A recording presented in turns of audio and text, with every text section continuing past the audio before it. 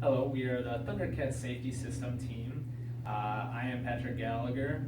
Some of the co-presenters will be Nicholas Masternig, Hannah Torvik, and AJ Guzunterman.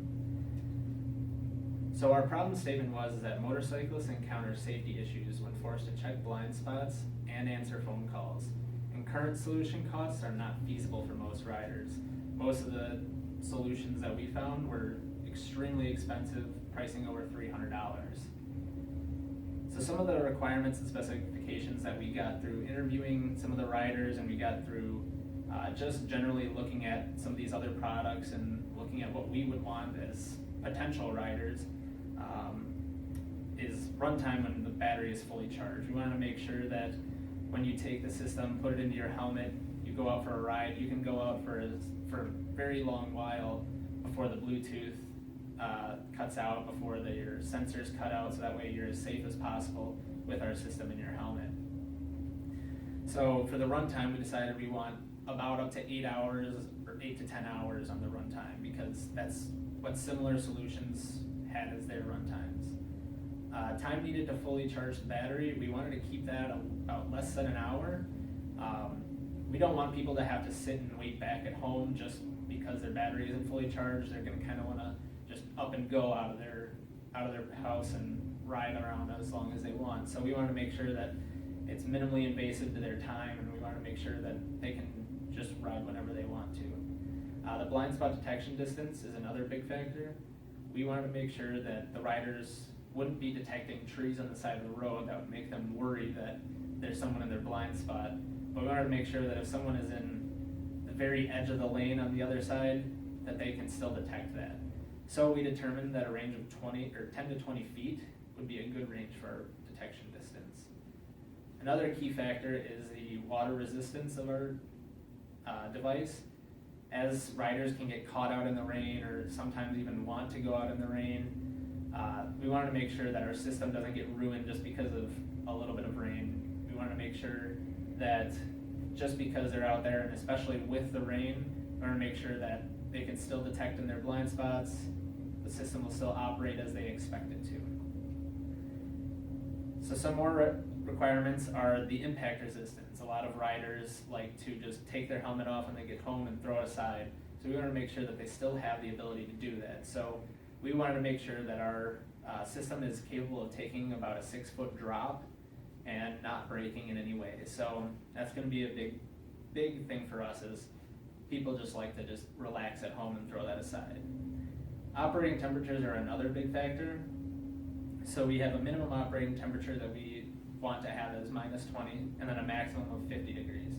We figured that at -20, some people could use this as their snowmobiling helmets. They could just go out in the cold and use it for whatever they want to. And the same thing on the warm side. We want to make sure that if they're riding through the desert or something, like people ride dirt bikes in sand dunes, that's a common thing. So we want to make sure that they can get it as warm as possible on this earth and still be able to use our device. We wanted to make sure that our system input voltage was low, so we determined that we wanted 5 volts or lower voltage, so that way our system uses as little power as possible. We want to make sure that with the less power used, that it can still last our full 8 hours. Another big factor is the weight of the system. Due to this being added onto the helmet, we want to make sure that this isn't intolerable for riders. The weight being in the helmet and in a neck brace could potentially be an issue with some riders. So we wanted to make sure that the total system weighed a little bit less than 5 pounds, but 5 pounds at a maximum. And being in the helmet, we wanted to make sure that the depth of the speakers was less than a centimeter, because we want to make sure that they don't have to carve out of the helmet just to fit the speakers in there, and we didn't want to raise issues with like DOT standards. So we wanted to make sure that those speakers were nice and small. We also wanted to make it easy to install and use by customers, because we wanted this to be something that they can put in any helmet. So they take 3 different styles of helmets and they can install it real quick and easy and not have any issues. Automatic pairing with Bluetooth after initial setup was also a big factor for us, because everybody's used to everything connects right away. Their cell phone connects to their laptop and pictures download. It's all instantaneous. So we want to make sure that as soon as they hit the power button, that our system is able to boot up and they can connect and go right away. Also, we wanted to make sure that on that boot up, it doesn't take very long. We wanted to make sure, and our requirement is that it boots up in less than 30 seconds and is fully connected to this phone that if it's automatically paired. This is something that is pretty important, but as it's just going to be someone turning it on and placing the Bluetooth or the helmet on their head and going, there's going to be time that it can sit there and go. Another big factor is the consumer price per product. We wanted to make sure that this is a system that people could choose over another system and it would be a good price benefit for them. So we chose to have it around $250, but at least less than $300, as that's what we're seeing in competitor products. And the biggest factor is that we wanted riders to be safer. With the ultrasonic sensors, we want to make sure that they can see in their blind spots that they don't have any issues when it comes to that. And alongside that, we want it to be reviewed by the DOT and SNELL for safety certification, because those are the two biggest groups that have to deal with motorcycle safety certifications and helmet certifications. So for our updated solution from last quarter, we determined that we are going to put all of our system in a neck guard that is going to go around the user's neck and will be able to attach onto the bottom of the helmet when they go to take it off. For the Bluetooth sensors, we decided to use a Roving Networks 52 and 42 to connect the controller to the main system and connect the main system to the user's phone so that they can play their music as they want. For the sensors in the helmet, those have not changed. We're still using the same Max Sonar ultrasonic sensors as before. And for controls, we have updated our design to have a controller that goes on the handlebars so that a user doesn't have to mess around with anything on their phone or their helmet. And we also will have controls on the helmet should the controls on the handlebar stop working for some reason. So in our project currently, we are using an Arduino Uno. This is used to take input buttons from the controller, and then it sends those inputs to the RN52 chip, which talks with the 42 in the main headset, so that way it can send responses to a phone, telling it to play, pause, and basically control music as you would expect to be able to. Another item we're using is the RN52 Bluetooth controller chip. This is in our controller what takes the Arduino Uno input and it outputs it to that 42 that we were talking about in the helmet, which talks to the RN42 Bluetooth helmet receiver chip, and it receives that data, sends it to our Arduino Due, which also controls another 52. The Arduino Due takes input from that 42, converts it to what the 52 can understand to talk to our cell phones, and send it the controls such as play, pause, answer the call, volume up, volume down. It also takes controller inputs, so there are buttons, this would be the buttons on the helmet, and they would take those inputs and again transform it into language that the 52 would understand to send to a cell phone and activate those commands as we want them to. Then the RN52 Bluetooth helmet transmitter chip. This is the Bluetooth chip that would talk to your cell phone, and it receives the button input information from the Due, whether it's from the actual controller or if it's from the controls on the helmet. It'll connect to your Bluetooth phone as long as you have it on. It should automatically pair like we described in the specs and requirements. And then the speakers and the microphone that will be placed inside the helmet will be connected to this chip. I'm Nicholas Machnik, and I'm going to be talking about our subsystem and their specifications. Our first subsystem we completed was the blind spot sensors, which we finished at the end of last quarter. Currently, we're still using the ultrasonic sensors, which we decided to go with because they met all of our requirements for this subsystem. We wanted it to have a broad sensing range and be able to handle temperature extremes from -20 to 50 degrees Celsius. We also wanted sensors that could run on low power and be relatively small compared to the rest of the system. Our second subsystem was the Bluetooth helmet, which we used an RN52 chip to connect to the cell phone. We set it up to have automatic repairing after the initial setup. It meets the same temperature ranges between -20 and 50 degrees Celsius. It has an input voltage of 3.3 volts and a connectivity distance of 10 feet. Along with the RN52, we also needed to use speakers and a microphone to complete the communication between the RN52 chip and the cell phone over Bluetooth. We used 9mm tactile push buttons so that they can easily be distinguished between one another while placed next to each other. For our final design, we decided to go with 7 different push buttons, which would handle the play, pause, volume up, volume down, next track, previous track, answering phone calls, and ending calls. Our third subsystem is the Bluetooth controller, which we want located on the handlebars of the motorcycle. It'll be in a housing to keep rain and snow off the components. We use the same 9mm tactile push buttons during testing for the same reasons as before. We also had the same 7 push button functions: the play, pause, volume controls, track controls, and answer and end call. Also, in the Bluetooth controller, we use an RN52 chip with an Arduino Uno that are powered by coin cell batteries. The Arduino Uno is connected with the 7 push buttons, so you can input commands, which are then sent over UART to the RN52 chip that can wirelessly transfer them to an RN42 on the main controller over the Bluetooth. Our final subsystem that needs to be completed is our battery. We're currently looking into lithium batteries because they have a short recharge time.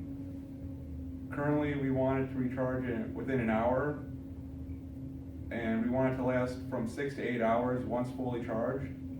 Also, lithium batteries are relatively small and lightweight compared to the rest of our design's total weight.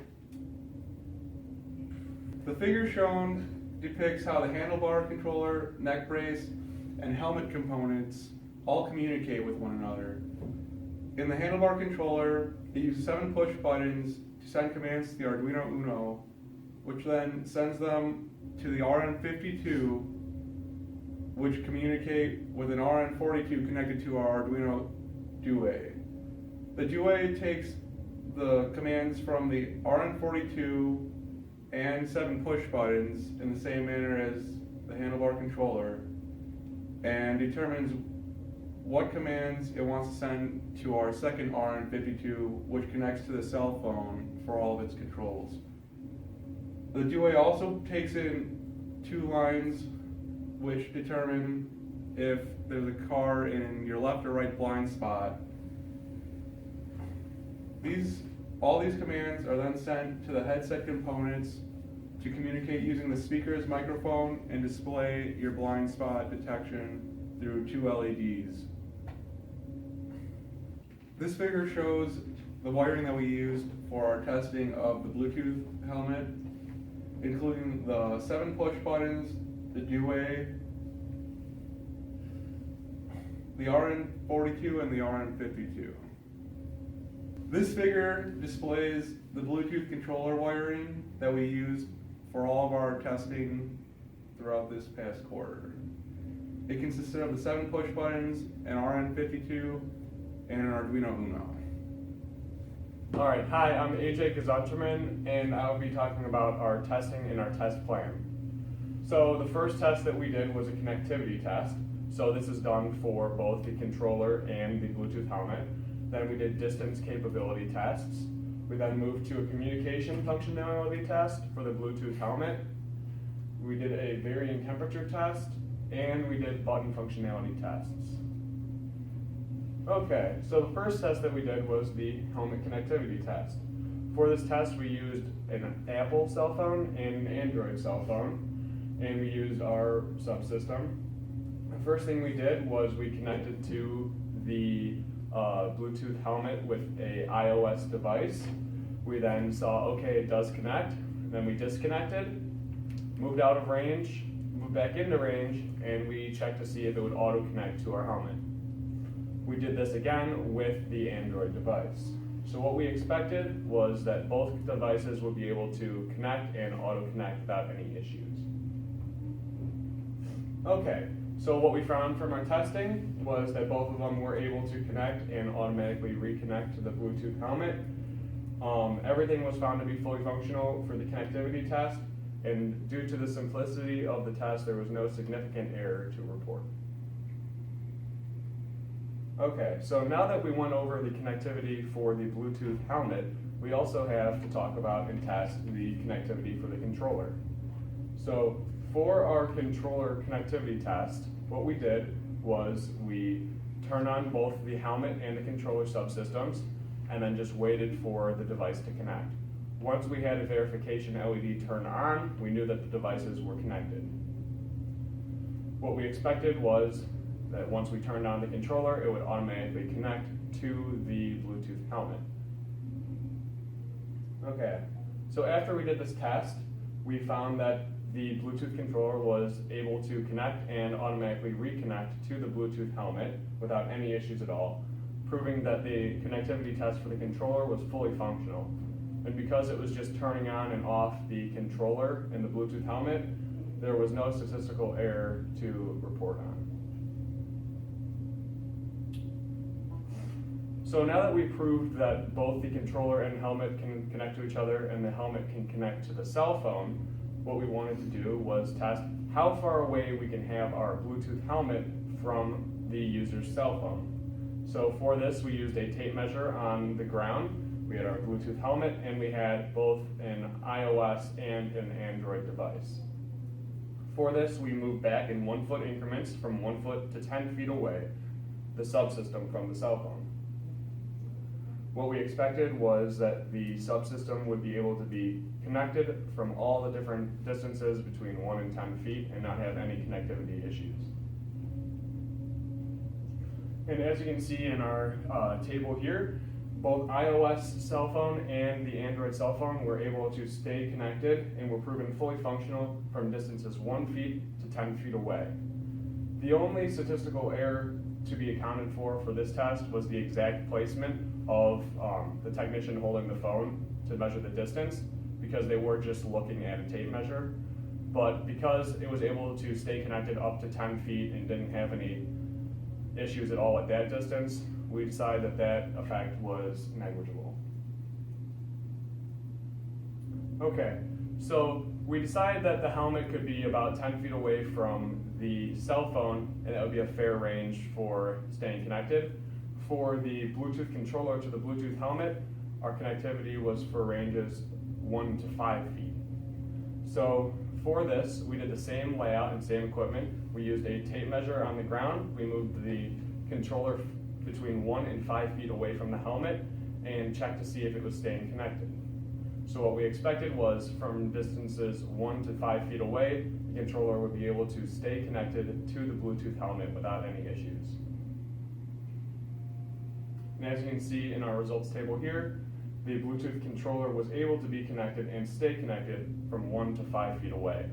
The same potential statistical error had to be accounted for based on not having the exact distance away you are from helmet to controller, but because it was able to stay connected at 5 feet, and that's a reasonable range away, we decided that this too was a negligible statistical error.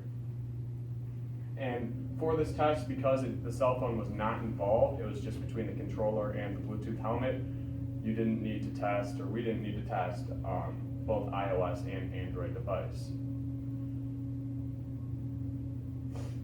Okay, so the next test that we did was only for the Bluetooth helmet subsystem. So for this test, it's an audio and microphone communication test.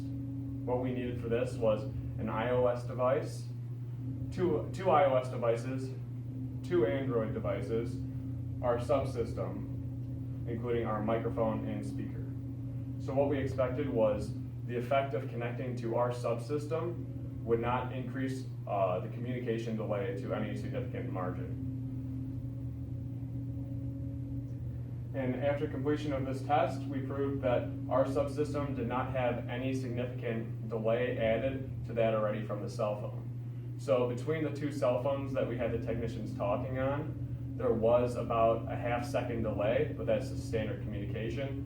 When we connected to our Bluetooth subsystem for communication, the time did not change at all. The statistical error that we ran across for this test was the exact pressing of the timer on our stopwatch.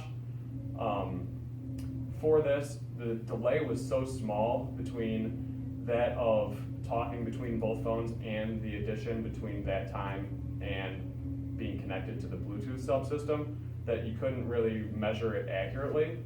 So this, again, was proven to not be significant because it was such a small time anyways, the exact time didn't matter. So our next test that we had Patrick conduct at the Milwaukee Tools is a varying temperature helmet test. So for this test, we temperature bathed our helmet Bluetooth subsystem at negative 50 degrees or negative 20 degrees and 50 degrees Celsius, and did a connectivity test after they were taken out. What we expected from this was that everything would be able to fully connect after they were taken out of the temperature bathing. And as we found in this slide here, the Bluetooth helmet subsystem was able to pass the connectivity test when bathed in negative 20 degrees Celsius, room temperature, and 50 degrees Celsius.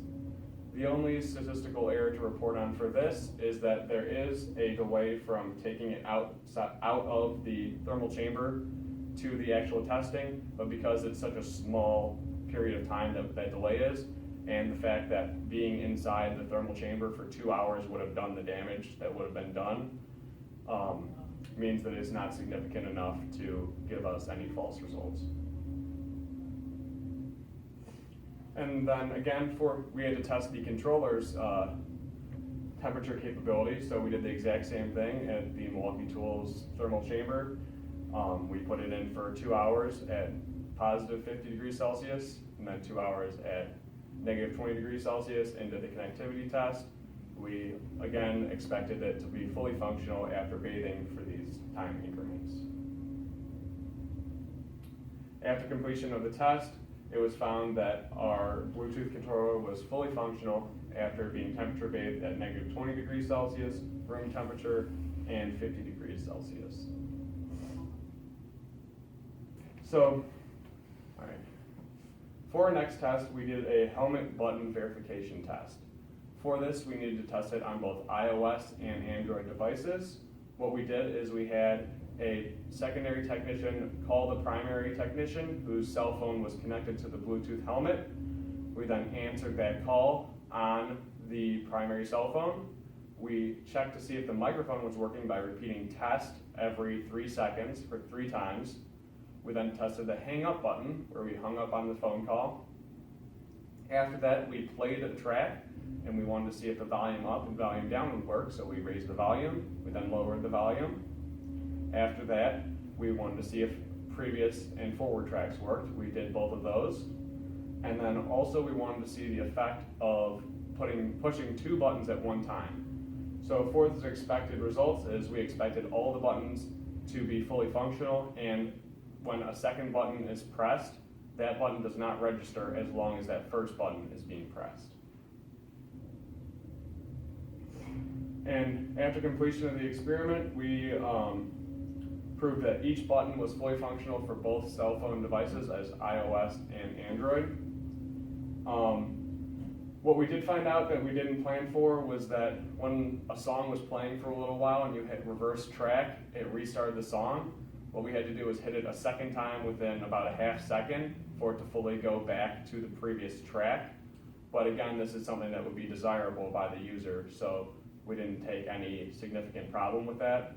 And when, for the 2-button press test, when the first button wasn't fully held down, all the way and the second button was pressed, it registered that second button press, but as long as that first button is fully pressed, it did not register the second button press. And the same button press testing had to be done for the Bluetooth controller as well. So we used both types of cell phones, the iOS and we used the Android device. We did the same testing process with a technician calling, answering with the button, testing on the test microphone, hanging up with the button, volume up, volume down, forward and previous tracks, and then the 2 button press test that we did for the Bluetooth helmet. And we expected all the push buttons to be fully functional from this test. And after completion of that test, we found that all of the buttons for both operating systems of cell phones were fully functional with the same noticeable results as the 2 previous tracks from the previous test, where if you hit a previous track and you're into a song, it'll restart the song. You have to hit it again quickly to go to the previous song. And then again, if you don't hold that initial button fully down, it will register that second button press. So my name is Hannah Torvik, and I will be talking first about the system integration portion, which will occur in EE409. First, we'll be considering which battery we would like to use for our system as a whole. For the remote control, we'll be using a small coin cell battery, but for our overall system, again, we'll be using a rechargeable battery. It's important to find one that will recharge in approximately 1 hour and also provide 6 to 8 hours of continuous use. That way riders do not have to recharge their helmet constantly. We will also be looking at what type of microphone and headphone we will use in our final design. It's especially important for the headphones to be low profile so that they can fit into any average helmet and do not pose a safety risk to the rider. And then we'll also be looking for a smaller microphone that still filters sound effectively, but does not get in the way while the person is using their helmet. Next, we'll be looking at placing our controller push buttons into a container. We'll be using a PCB board to make it as small as possible, and then we'll be considering how to make it easy for riders to attach to their handlebars and make it flexible so that it can be used in multiple situations. And then we'll also be looking at how to contain the helmets on the push button. Again, we will want these to be sort of low profile as well. We don't want bulky buttons on the side of the helmet.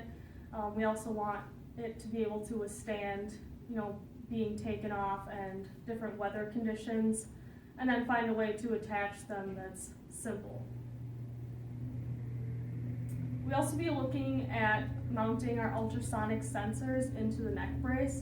So it'll probably be a more time-consuming portion of EE409 because it is our biggest safety component. It's important that we get it positioned correctly in the neck brace so that it can see a wide range and efficiently cover the rider's blind spot.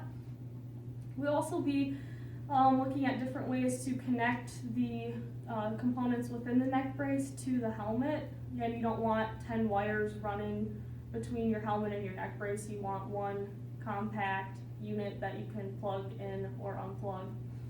And then we'll also be looking at waterproofing for our entire system. Again, a lot of riders go out in the rain, and so we want to make sure that everything is either sealed off from the water or it can withstand a decent amount of water without having any failure. Next, we'll be looking at the project schedule as we head into EE409. The first major deadline that we have is May 8th. That will be the design elegance, which is basically putting everything together with the PCB, mounting things as they would be on the handlebars or in the helmet, making sure that all the wiring is cleaned up and that it would be efficient for a rider to install it themselves. Next, on May 13th, we'll be looking at completing our road test, which will be where we install components and have a rider actually test out the different features and give us feedback to make sure that there aren't any issues with distractions or safety from their perspective. And finally, we will be doing compliance testing by May 13th of 2016, and that will just basically make sure that all of the specifications that we've outlined are met. So far, we have spent about $273. Again, this project cost outline is looking from the consumer side, so it's not considering shipping costs or any of the miscellaneous costs that we as a team incurred. This would just be if you were buying this as a consumer. Again, our projected total, we want it to be under 300, so we're at about 273 right now, and that's with the things that we are for sure purchasing, which are towards the top, and then the estimated costs of the remaining things on the bottom, which were set at a bit of a high estimate just to be safe.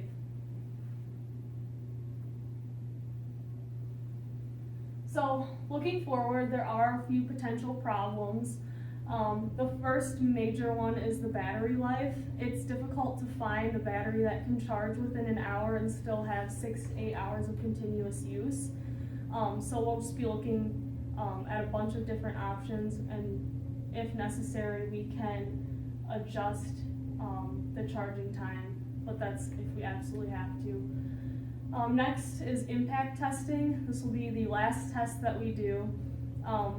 We are hoping that the components will be able to withstand a drop test, and we are ensuring its safety by putting things into the neck brace and packaging everything as neatly as we can.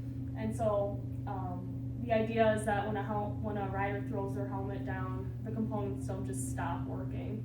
They need to be able to withstand a decent amount of force. And finally is water resistance. There is a bit of a concern that if our components get water on them directly, they might not work. But again, that's why we're using the neck brace as a containment for them. And we are also limiting the amount of direct exposure that they will get, even as far as the controller goes on the handlebar. If you have questions, please feel free to leave them in Dr. Fredette's allocated space. Thank you.